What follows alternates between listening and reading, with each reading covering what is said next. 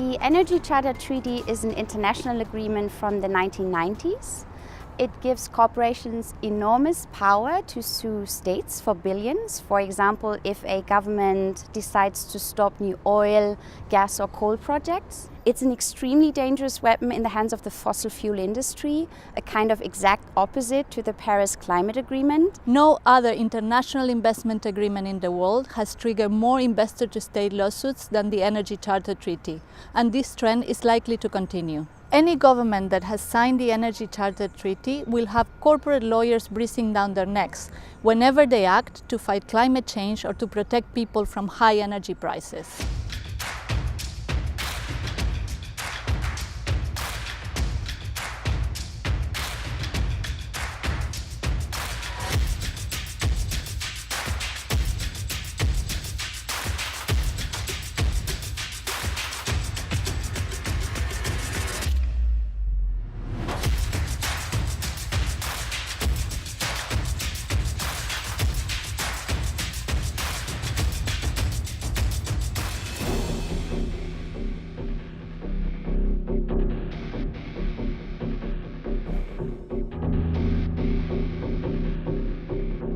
Governments have already been ordered to pay over $51 billion to corporations, and now the companies want $35 billion more.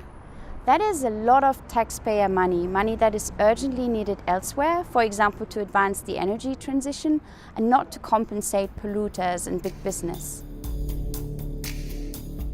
Sometimes just the threat of an expensive lawsuit can be enough to stop new laws, because the policymaker is afraid of being sued. Would a government halt an oil pipeline if faced with a multi-billion-dollar lawsuit?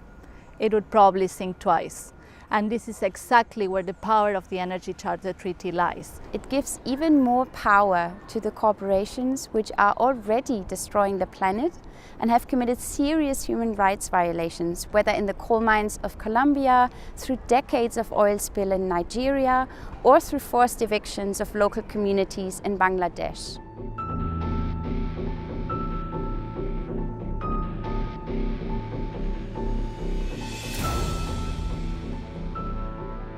The Energy Charter Treaty is a fundamental obstacle in tackling global warming.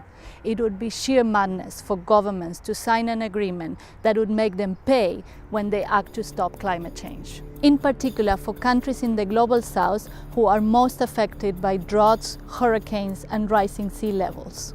These are exactly the countries where the treaty is being aggressively promoted.